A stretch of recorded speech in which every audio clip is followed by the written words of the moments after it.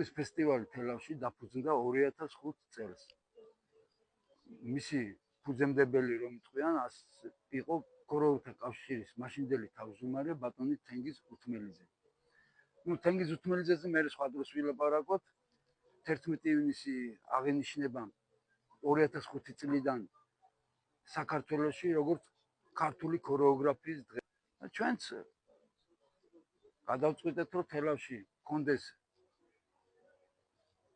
ფესტივალი და შევიკრიბოთ ქორეოგრაფები, ხელოვანი ხალხი ამ საქმის მოყვარული და ვიზეიმოთ, აუნიშნოთ წელს ფესტივალის მე-20 საიუბილეო წელია და ჩვენმა შემოქმედებითმა ჯგუფმა გადაწყვიტა უფრო მასშტაბურად აღნიშნოს, ამიტომ 7 და 8 ივნისს პარკ ნადეკვარზე ჩატარდება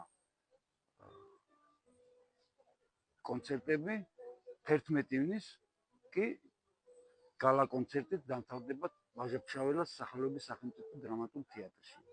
ყველას გეპატიჟებით, მობრძანდით, ერთად აღვნიშნოთ ქართული ქორეოგრაფიის დღე და ცეკვის ფესტივალი თელავში.